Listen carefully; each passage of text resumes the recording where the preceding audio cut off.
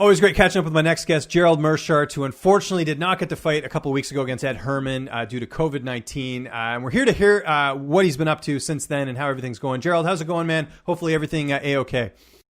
Yeah, physically I feel great. No symptoms, so that's really, really cool. But, just frustrating other than that. How you been, James? I've been great. Really glad to talk to you. I haven't really heard anyone talk to you since this all happened, so I wanted to get everything from your side of the story because a lot happened with that fight as well. For those who don't know, you were supposed to fight Ed Herman on short notice at 205. Really fun matchup. If I'm not mistaken, you were tested that week, but then one of the tests came back and you were positive. What exactly happened? Take me through fight week leading up to the positive test. Yeah, so everything before that was fine, and I had been to Vegas a couple times already, right? Because I fought Ian Heinisch, I passed all those tests. I had been there with Brendan when he fought Dawkins, yeah, and I passed all those tests. Same thing for that one, and they test you when you get there, and then again, you get temperature checks every day. Obviously, if you're not feeling under the weather, you got to say something, and then they test you after weigh-ins. So I had passed like 7 tests already. And then I go get my test. We were scheduled pretty late after weigh-ins. They called me that night, which, sucked. But I was like, at this point for me, for fight weeks during quarantine, it's par for the course, right? Because I almost had my opponent switched on me before this. So I was like, all right, whatever. It's just a little hiccup. And they said, yeah, we'll get you tested again in the morning. But just so you know, as of right now, the last one was positive. I forget if they called me that night or I think it was right away the next morning. They're like, yeah, come down, take another test. Hopefully it's a false positive, but we'll let you know in about 4 hours. So, that was like the longest 4 hours of my life. And they called back and they were like, hey, sorry, unfortunately, this is what it is. And, They gave me the choice of I could stay there for 10 days or they'd give me a rental car to drive back. So I drove back home so I could at least get a little work in at the home gym while I'm waiting. Right. Okay. That's crazy as far as all that happening. And then, symptoms, like you said, you didn't really have any, you were asymptomatic. Is that accurate? Yeah. There was like 2 or 3 days my nose was kind of stuffy, but, it wasn't anything worse than allergies, you know what I mean? Yeah. And I don't have a terrible problem with allergies, but once in a while you wake up, if there's a lot of pollen, you got a stuffy nose or something, that was pretty much it. You know what I mean? So there wasn't, and I don't ever recall having a fever. I never had the loss of taste or any other senses like that. And it wasn't, it was the mildest cold I've ever had in my life. And again, lasted 2 or 3 days. Your job is to punch people in the face, not be a detective. But do you have any idea how you might have got it? I mean, is there any theories you have, just speculating? So the doctor I talked to that works with the UFC, he said most likely I got it at the airport. And, it's one of those things. I did everything that they asked me to do correctly. Oh, and there goes the cat. Oh, so great. Yeah. But, he's excited. But I wore a mask everywhere. I didn't go out that much before this anyway, but really the only places I had been is at my house and I'd been at the gym. And, even at our gym, you wear a mask until you're about to walk onto the mat to work out, and then you can take it off. So we're wearing masks to and from the mat in the locker room. Everyone gets temperature checks every day. So Rufus Sports done really good on that. We've been really diligent about cleaning the place and all that good stuff. I've been there and home, and that's it. Even at gas stations, I stay outside, always wearing my mask. And then even in the airports, by law now, in Wisconsin, you have to wear a mask. Pretty sure it's every airport, but you got to wear a mask the whole time, and they won't let you on planes without a mask on anyway. So I don't know if maybe I touched a surface and didn't realize it that maybe had it, and then I scratched my face or something like that because they say it's a big face touching. Oh, Rona, bless you. Yeah, I was gonna say I don't have it. I'm okay, so I won't get you infected in this interview. Yeah, but it was just the weirdest thing. That's the only thing I think of is maybe I touched a surface and then scratched my eye or something without realizing it. Again, it's one of those things where I'm pretty diligent about washing my hands using the hand sanitizer, but you can't do it every 5 seconds, and you just have to kind of trust that most of the stuff gets cleaned off. But that's the thing is, with the mask on and everything else, it still found a way to get me. And the stranger part even still is I had already been on a bunch of flights before this. because two of my fights, I'd been to Vegas was two or three times before that. And one of the times it was direct flight, and the other time I had connecting flights also. And it was on an airline that, this time we were on Southwest. They don't allow middle seats. The other time I had been there, one of the flights was, I think it was American Airlines or somebody that they still allowed middle seats. And I was jam-packed with a bunch of people I didn't even know. So go figure, the one time that, you do everything right and there's no middle seat and all this other stuff, that's the time I get it. And again, the doctor said most likely because, again, I passed the test on Tuesday. So when we first got there, I passed the test, passed temperature checks. I was training. I was feeling good. He said most likely, like everyone's incubation period is different, but most likely I got it at the airport or on the plane itself. Did you get compensated at all from the UFC? Did you get anything just because you tried to fight and you were there during fight week? I don't know if I don't believe you had made weight at that point, right? Or had you? I had made weight, yeah. Okay, yeah. So did you get any sort of compensation, or was it just like, hey, here's a free rental car? So they did cover the rental car, which is nice. They did give me, they gave me some money to like hold me over. They rescheduled the fight for sometime in September. Unless there's a clause in there, I would think that I'm going to get a new contract just for that specific bout, right? So I haven't. Oh, that's right. Yeah. Okay. Yeah. Right. So I haven't seen that yet. Obviously, we had already agreed and signed to fight each other a couple weeks ago. I don't know if they're waiting for more tests or what they want to do moving forward. I was actually going to, reach out to my manager and see what the deal is exactly. But as far as I know, and, UFC's always been true to their word for me personally, at least. They said they rescheduled it and we'll get it going in September again. So that's the plan as of right now. And at 205, so you don't have to cut as much weight over the next couple of weeks, which will be nice, right? I can't, because Ed's not going back to middleweight. There's no way. No. Yeah, it would still be a 205, which is kind of surprising because I thought that, not that I don't like. Obviously, I still want the fight. I like the fight a lot, and I'm more than happy to take the fight at 205. But I almost thought that they were going to say, "Oh well, forget it," because I was jumping in there last minute to kind of, more or less save the day and give a guy a fight that needed a fight. But apparently, they must like that one too because they're like, "No, we still want to do this." That's good. And safe to say you got compensated better for this fight than you did for that Titan FC card. Do you remember that back in 2015? Yeah, much better than that one. Okay, good to hear. Did you hear what happened with Ed Herman after the fight? Like, this is what I was reading. I don't know if this is 100% accurate, but I wanted to get your thoughts anyway. So apparently they tried to get Kevin Holland to fight him, and Ed Herman was already drinking, and I guess he was on his way home, and he's like, no way, I'm going home. Did you hear about this? Yeah, I did actually. Someone was talking about or tweeting about it, and I think even Dana might have mentioned something about that in some interview where presser, I think maybe, yeah. Yeah, like Holland had mentioned, like he's like, I'm ready to go. Where's Ed Herman? I'll fight him right now, and I believe him.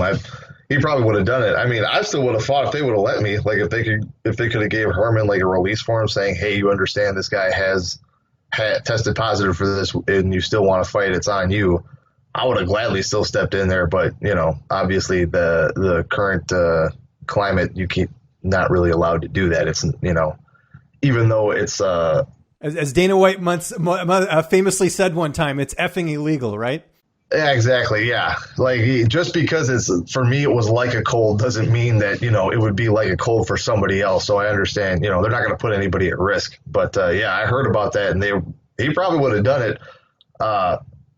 And I mean, I don't know, that it's such a weird situation, right? Because like if you're in Ed Herman's shoes, you're not thinking that anybody's going to step up and be able to do that. And I don't know if they even allow it anyway because Holland usually weighs under 185. Yeah, that's true. I was thinking that if he was 186, I think they'd say it's okay. But since he was even under that, I don't know what the leeway is for like how close you got to be.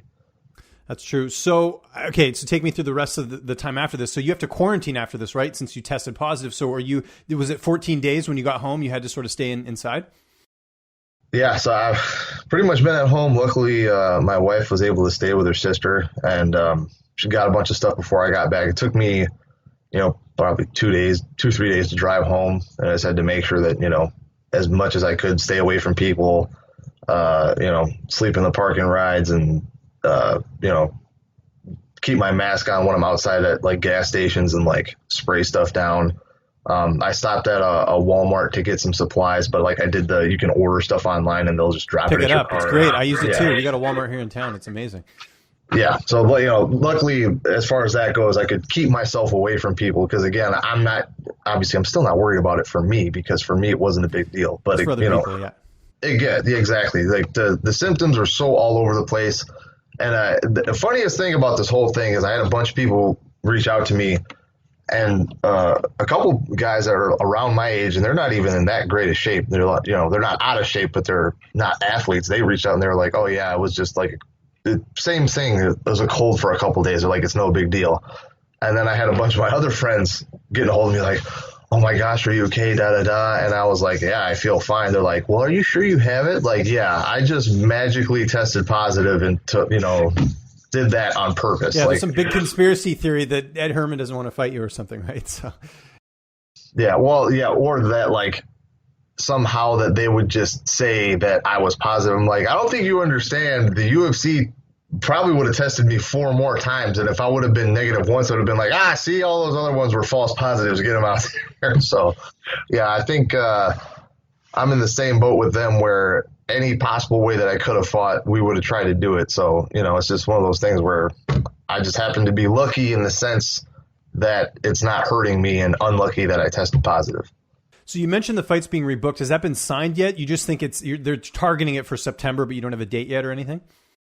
Yeah, I have yet to see a formal piece of paper, so I don't know if they're just taking it easy and like waiting to see, because I've had the UFC medical staff reach out to me a few times, even this week, just seeing how I'm feeling and, what I'm allowed to do. And actually they got a hold of me today. They said, hey, it's been over 10 days. You haven't shown any signs of symptoms, no fever or nothing. You're cleared to go back to normal life. So you can go back to the gym, do all the same stuff you were doing. You're good to go. And I think most likely they're monitoring me through them to, make sure that it's going to work, because the one thing I am worried about is that not everybody that gets over it, like even I got over it really quick, but some people will just test positive for, up to 6 weeks, they said. Oh, crazy. Yeah. And you start getting paranoid about that stuff. Don't have any symptoms. It's just kind of stuck in there. So like if you take the test, it'll show up positive, but you're not a danger to anyone or yourself. So it's, it's just a really strange thing. So when are you allowed to go back to the gym, or have you done that already? They called me last night and said I'm cleared today. So good timing. Good timing in this interview. So there you go. Perfect. That's great. And as far as, so what are you doing to keep yourself occupied? I know you like staying at home anyways, but what have you been up to other than hanging out with your cat? Yeah. Hanging out with the dogs and the cat. Like I said, I got a little home gym set up here. So I have not a Peloton. What's the other one? The Norditrack spin bike. I got one of those. The one that didn't have a commercial that offended everyone. Oh God, yeah, I forgot about that. That was so stupid. I know, I agree. But yeah, I got a a PC spin bike, I guess you could say. I got the Combat Corner, a couple bags from Combat Corner. I got a mountain bike that my buddy helped me pick out a while ago, so I've been riding that around and getting bag work in. I got weights in the garage that so I've been sticking to my strength and conditioning and all that stuff, and it's just hard to train by yourself, especially when I'm not the type of guy that likes doing the long runs or even bike rides necessarily. Like I'll still go and do cardio, but I like training, combat sports training more than I do anything else. So it's just been kind of frustrating and mind numbing to be stuck by yourself the whole time. Before I let you go, we've been seeing some videos being posted on social media from your buddy Ben Askren about maybe coming back. Any insight that you can share with us? I don't know when was the last time you talked to him. I watched some fights with him before, way before, obviously before I tested positive and all that. But, someone had asked me about that before, and it's funny because he said pretty much the same answer that I gave, and I didn't even talk to him. It's like he's still got to get his hip fixed, right? So that, is that whenever that happens, it's going to be a year after that. But I kind of figured, he said in some video it'd have to be the right fight, and if they paid him a bunch of money, he would do it. And I don't know that I don't think it would be in the UFC, if I'm being honest, because they generally don't want to do one-offs like that. not saying they never would, but it would have to be a very unique situation that would get Ben back into the UFC for a fight against somebody. Because, again, if Ben wins from the UFC standpoint, whoever else they have is probably on contract and it's probably going to be a higher name guy.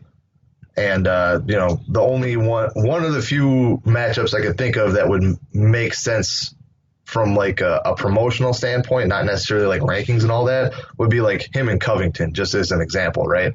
So the UFC doesn't even, at least the impression that I get is that they're not too thrilled with Covington all the time anyway. So like, even though they wouldn't care if he lost or not, that's another contender that they have where if he loses to Ben and Ben just go and rides off into the sunset, unless they plan on chopping him anyway and they're like, screw it, we'll just make money off this one big fight, it doesn't really help them that much. So I don't know that it would happen in the UFC. I could see Bellator bringing him back for like a super fight or something, or maybe even ONE FC. But again, that's, he's at home, he's eating good, he's feeling good. Just the idea of it, he likes the competition, and he's getting all excited. So we'll see what happens when pen comes to paper. But for right now, I think he's just, feeling froggy right now and doesn't have enough outlets for all his energy. Gerald, really glad to hear that everything's going well as far as your health and all that, and excited to see this rebooking with you and Ed Herman. Hopefully it all comes together. In the meantime, though, man, I know you got a lot of people to thank, so I'll give you the last word.